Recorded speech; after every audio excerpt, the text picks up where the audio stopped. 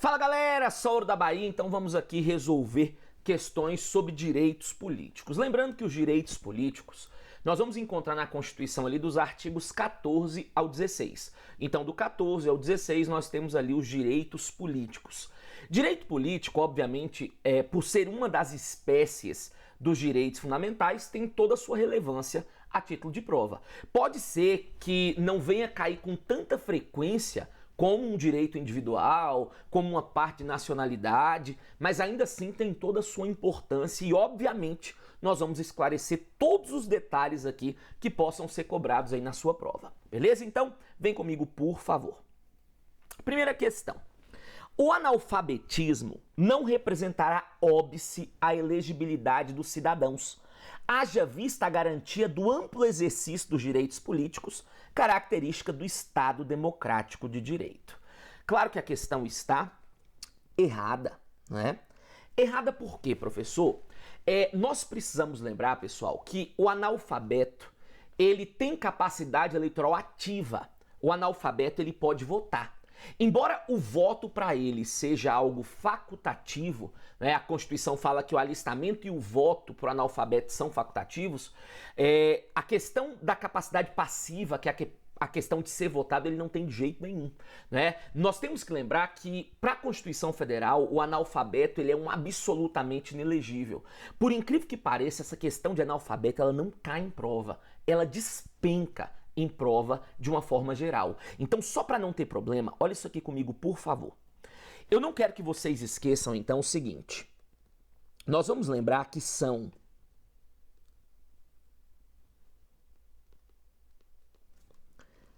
absolutamente inelegíveis, ou seja, não podem ser candidatos para nenhum cargo eletivo no Brasil. Nós vamos ter os analfabetos e nós vamos ter também os inalistáveis. Beleza? Então vejam aqui comigo, por favor.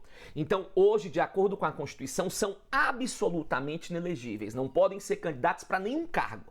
Os analfabetos e os inalistáveis. Lembrando, nós temos vários tipos de analfabetismo. Todavia, a Constituição não fala sobre isso. Então, se ele falar analfabeto, eu vou lembrar, pode votar, mas em nenhuma circunstância pode ser votado. Agora, além dos analfabetos, nós temos também os inalistáveis, que são aqueles que não podem tirar título de eleitor. E aí é uma questão básica. Se não pode votar, consequentemente não pode ser votado. Agora, quem a Constituição coloca aqui no rol dos inalistáveis? Nós temos dois. Nós temos os conscritos, que são aqueles que estão durante o período de serviço militar obrigatório, e nós temos também os estrangeiros.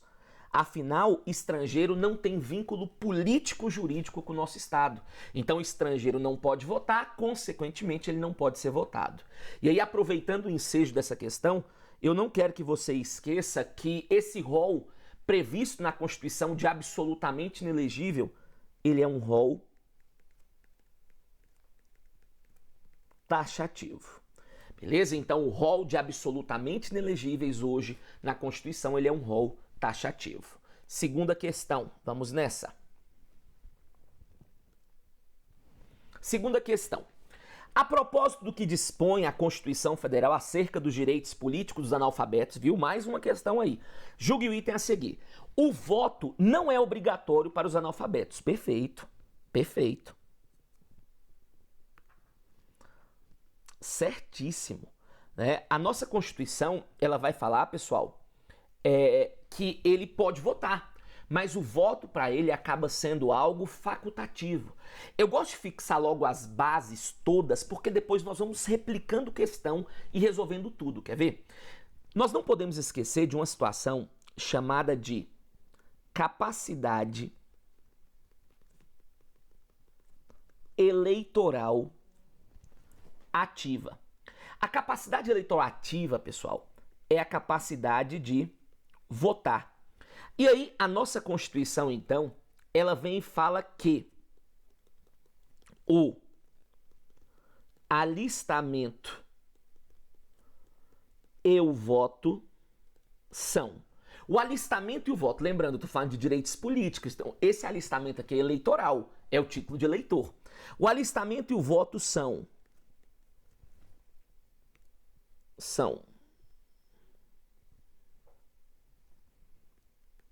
obrigatórios para e facultativos para. Então vejam, pessoal, a nossa Constituição vai falar que o alistamento e o voto, eles são obrigatórios para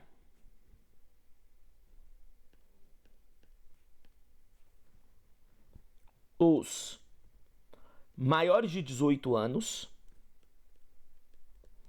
e facultativos para maiores de 16, menores de 18, para os maiores de 70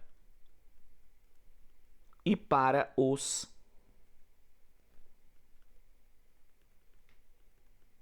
analfabetos. Beleza? Então isso aqui é a famosa capacidade eleitoral ativa, é a capacidade de votar.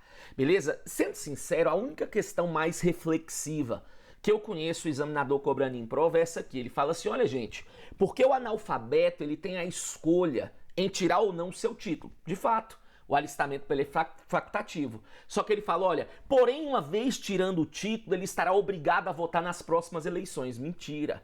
O alistamento e o voto são facultativos para ele. Então, uma vez tirando o título, ele não estará obrigado a votar nas próximas eleições. Beleza? O voto continua sendo facultativo.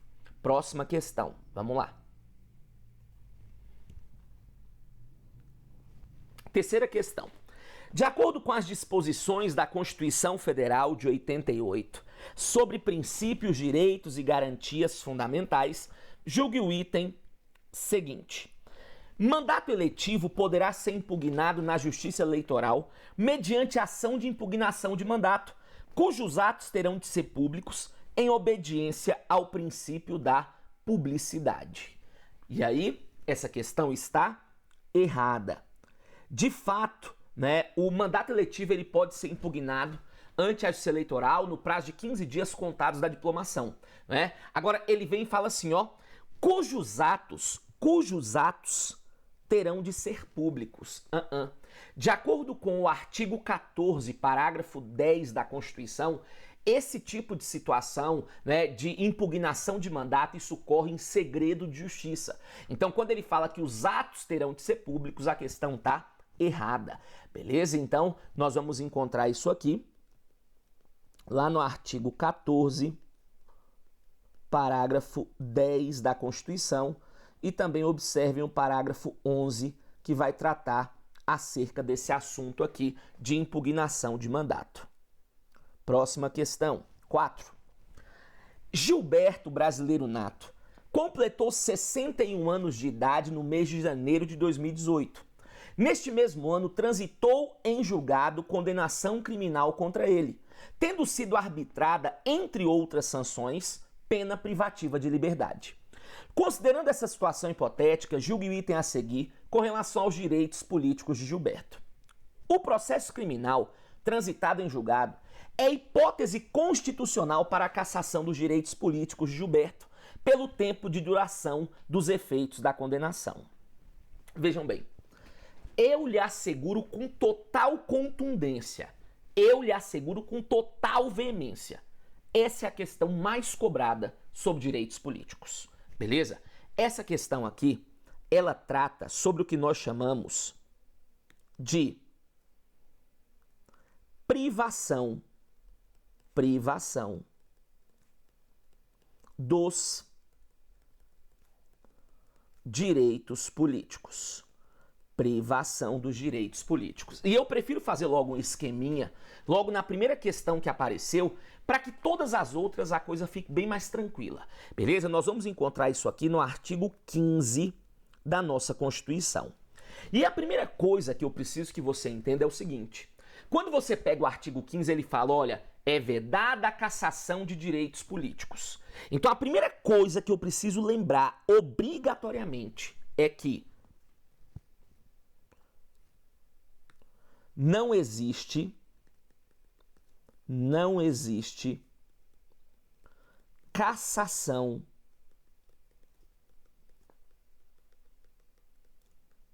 de direitos políticos. Não existe cassação de direitos políticos. Cuidado! O direito político, ou ele pode ser privado por meio de perda ou por meio de suspensão, jamais por meio de cassação. Cassar direito político é uma medida arbitrária, e a arbitrariedade é incompatível com esse estado de direito que nós pregamos hoje. Ou o direito ele é privado por meio de perda ou por meio de suspensão. Só que qual o grande detalhe? O artigo 15 fala, olha, é vedada a cassação de direitos políticos cuja perda ou suspensão se dará nos seguintes casos. E ali você tem 5 casos. Todavia, o texto ele não menciona o que é perda e o que é suspensão. Então, coube a doutrina e a jurisprudência acabarem fixando isso. Essa questãozinha aqui, ela teve uma certa divergência por um tempo. Porém, isso hoje é pacífico a título de prova. Quer ver? Hoje, nós vamos ter 2 casos de perda e nós vamos ter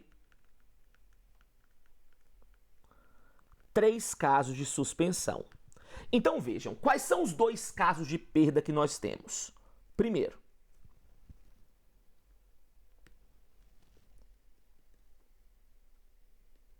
cancelamento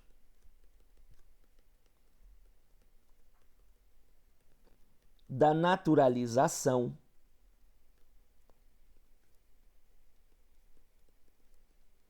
por sentença judicial. Pessoal, entendam um detalhe. Se cancelam sua naturalização por sentença judicial, você volta à condição de estrangeiro. E o estrangeiro, nós aprendemos que ele é inalistável, ele não pode tirar título de eleitor, uma vez que ele não tem vínculo político com o nosso Estado. Então, uma das primeiras consequências quando cancelam a sua naturalização é que com isso você venha perder o seu direito político. Segundo caso de perda, escusa ou objeção de consciência, que está previsto lá no artigo 5º, inciso 8 da Constituição. O que é esse caso aqui ele fala? Presta atenção. Quando você pega o inciso 8 do artigo 5º, ele fala: ninguém será privado de direitos por motivos de crença religiosa, convicção filosófica ou política, salvo se as invocá-las para eximir-se de uma obrigação legal a todos imposta e recusar-se a cumprir a prestação alternativa prevista por lei. Então entenda, quando você não cumpre a obrigação legal a todos colocada e também recusa-se a cumprir a prestação alternativa que a lei fixou, diante dessa dupla recusa, isso vai acabar resultando a perda do seu direito político. Então nós temos hoje esses 2 casos de perda: cancelamento da naturalização por sentença judicial, escusa ou objeção de consciência. E temos 3 casos de suspensão, que são eles: incapacidade civil absoluta, condenação criminal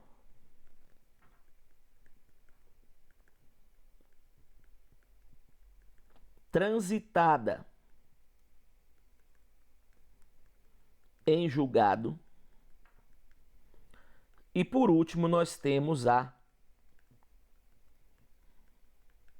improbidade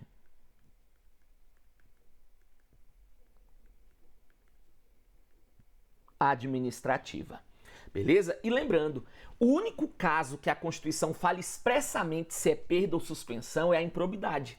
Quando você pega o artigo 37, parágrafo 4º, ele fala que os atos de improbidade administrativa importarão a perda da função pública, a indisponibilidade dos bens, a suspensão dos direitos políticos, o ressarcimento ao erário na forma e gradação previstas em lei, sem prejuízo das sanções penais cabíveis. Então, hoje, com base no texto constitucional, eu posso lhe afirmar que o ato de improbidade leva à suspensão. Agora, quem fala por quanto tempo fica suspenso é a norma regulamentadora, que é a Lei 8429 de 92, a famosa Lei de Improbidade. Beleza? Então, dessa forma, a questão aqui, ela está... Opa! A questão aqui está errada, né? Ela está errada porque ele falou de cassação, não foi isso? Está errada. Porque ele fala aqui de cassação de direito político. Então, quando ele fala de cassação aqui, a questão está errada. Beleza? Nesse caso aqui, como é uma condenação criminal transitada em julgado, nós vimos aqui que isso resulta na suspensão, ok? Próxima questão, vamos nessa. Quinta questão. É a mesma historinha, né? Gilberto, brasileiro nato, completou 61 anos de idade no mês de janeiro de 2018. No mesmo ano, transitou em julgado, transitou em julgado, condenação criminal contra ele, tendo sido arbitrada, entre outras, pena privativa de liberdade. Beleza. Em razão de sua idade, o ato de votar nas eleições de 2018 é facultativo? De jeito nenhum. Só passa a ser facultativo após os 70. Ele tem 61 anos, então o voto para ele acaba sendo ainda obrigatório. Tudo bem que nesse caso o direito político dele está suspenso, né? Porque transitou em julgado uma condenação contra ele. Mas ele não está perguntando isso. Está perguntando, nesse caso aqui, por conta da idade. Né? A questão fala, em virtude de sua idade. Pela idade não é facultativo, não. Facultativo somente a partir dos 70. Próxima questão. 6. Olha aí. É por isso que eu gosto, só para esclarecer aqui. Por isso que às vezes eu perco tempo com uma questão, colocando um esqueminha, um outro detalhe, por quê? Quando você tem um esqueminha já consolidado, quando você tem uma base bem feita, você vai conseguir acertar incontáveis outras questões. Vocês vão ver que esse assunto aqui, independente da prova, independente da banca, independente do nível, ele não cai, ele despenca em prova. Quer ver? Ó. O cancelamento da naturalização em razão de sentença transitada em julgado implica cassação de direitos políticos? De novo, errado. Não existe cassação de direito político. 7. O analfabeto não pode realizar alistamento eleitoral e, por essa razão, também não pode concorrer a cargo eletivo. Pode parar. Ele falou que o analfabeto não pode realizar alistamento negativo. Errado. O analfabeto, nós temos que entender que ele é alistável. O analfabeto, ele é alistável. Ele pode tirar título de eleitor. O que acontece com ele é que ele é inelegível. Ele é inelegível. Então, não é por essa razão que ele não pode ser votado. Ele não pode ser votado porque ele é absolutamente inelegível. Agora, que ele pode tirar título, ele pode sim. Embora seja facultativo, ele pode. Beleza? Próxima questão. 8. Referendo. Referendo é uma consulta ao povo quanto a assunto já transformado em lei, enquanto plebiscito é uma consulta prévia aos eleitores sobre assuntos políticos ou institucionais. Vamos nessa questão aqui. Questão perfeita, tranquila, né? Mas só para você não esquecer. Nós falamos que o plebiscito é uma consulta anterior ao ato legislativo. O plebiscito, pessoal, nós falamos que é uma consulta prévia, preventiva ou a priori. Ou seja, sempre antes de criarmos uma lei, se primeiro nós perguntarmos aos cidadãos, trata-se de um plebiscito. A nossa Constituição não é muito repleta de exemplos sobre isso, mas tem um caso muito interessante que está lá no artigo 18, parágrafo 3º, quando ele fala sobre desmembramento, incorporação de Estado. Ele fala, por exemplo, que os estados podem desmembrar-se. Agora, para você desmembrar um estado, só para você ter uma noção aqui, você pode desmembrar um estado. Agora, para você desmembrar um estado, a Constituição fala que você tem que fazer um plebiscito com a população diretamente interessada. Se os cidadãos da localidade falam que não querem, acabou. Afinal, todo o poder emana do povo.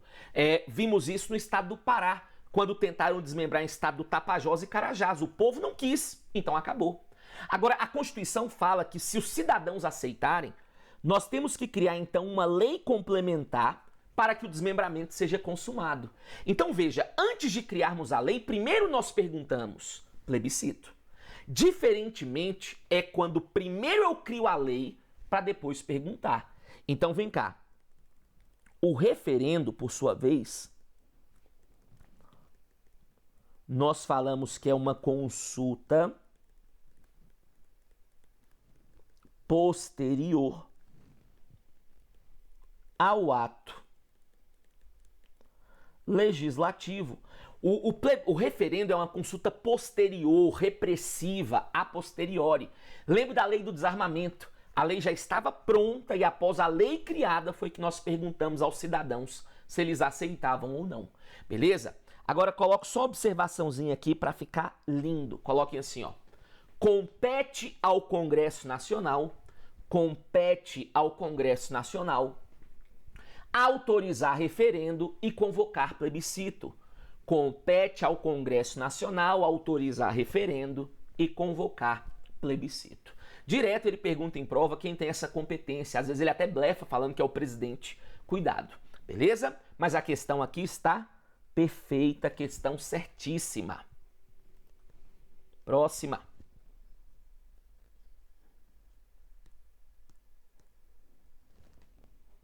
Vamos nessa.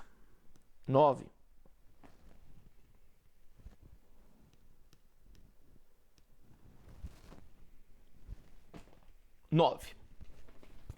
Em relação aos direitos e deveres fundamentais, a nacionalidade ao Poder Judiciário, julga o item seguinte. Situação hipotética.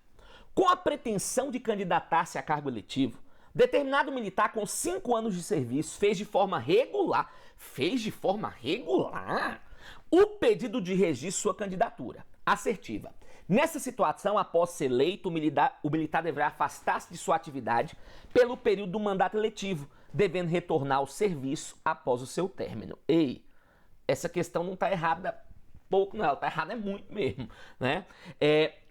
Nós temos, um dos casos de inelegibilidade relativa que nós temos é pela condição de militar. Então, quer ver, ó? Então, um dos casos de inelegibilidade relativa que nós vamos encontrar na Constituição é justamente pela condição de militar. E aí, quando nós falamos do militar, nós precisamos analisar o seguinte: se o militar ele tem menos de 10 anos de serviço, ou se ele tem mais de 10 anos de serviço. Por quê, pessoal? Eu quero que você entenda que militar com menos de 10 anos, como ele menciona na questão, não pode ser candidato. Militar com menos de 10 anos não pode ser candidato. Ele é proibido tanto constitucionalmente como legalmente. Só que você me pergunta, professor, e se tem um militar com menos de 10 anos que resolve ser candidato, o que acontece com ele? É simples. Ele está fora do regime. Quando eu falo fora aqui, ele vai ser expulso, porque ele sabe que ele é proibido, né, a essa situação. Agora, por que você vê tanto militar entrando, perde e consegue voltar? Todo militar que perde e volta é porque tem mais de 10 anos. E se ele tem mais de 10 anos e não é eleito, ele pode voltar. Com menos de 10 anos, se não foi eleito, ele pode voltar. Beleza? Agora, se ele for eleito, então aqui ele pode voltar. Agora, com mais de 10 anos, se ele for eleito, ele vai ser reformado. No nosso linguajar de civil, nós vamos falar que ele vai ser aposentado. Beleza? E aí, a título de curiosidade, uma vez sendo eleito, ele só volta se for em período de guerra com autorização do legislativo. Caso contrário, ele não pode. Então, essa questão ela está errada. Beleza? Então, o caso do militar é um dos casos de inelegibilidade relativa. Próxima questãozinha. Vamos nessa. 10.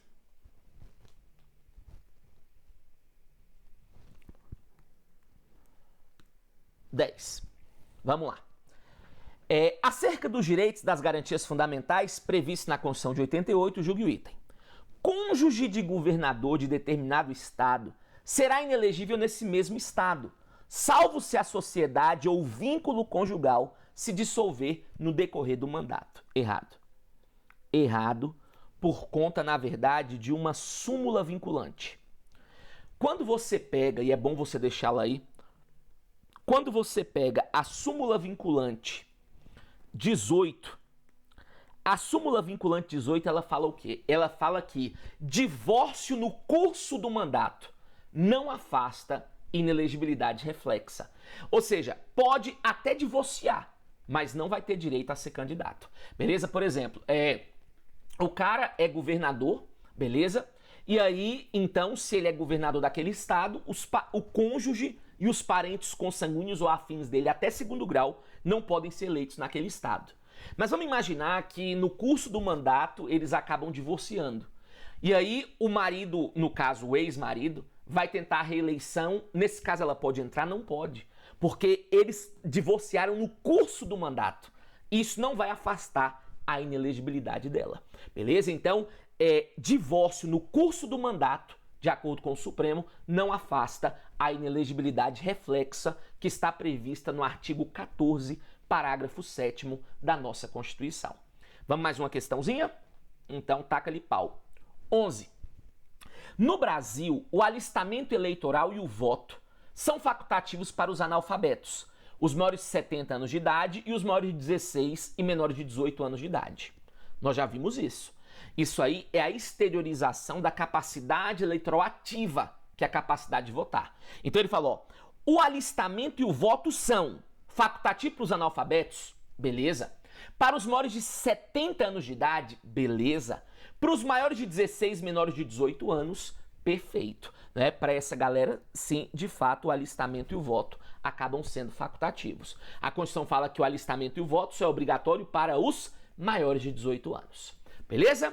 Dessa forma, vamos fechando aqui esse primeiro bloco, beleza? Colocamos várias informações importantes aí. Voltamos posteriormente com mais questões sobre direitos políticos para consolidar cada vez mais o seu entendimento acerca dessa tão importante matéria do direito constitucional. Um grande abraço e até a próxima. Valeu!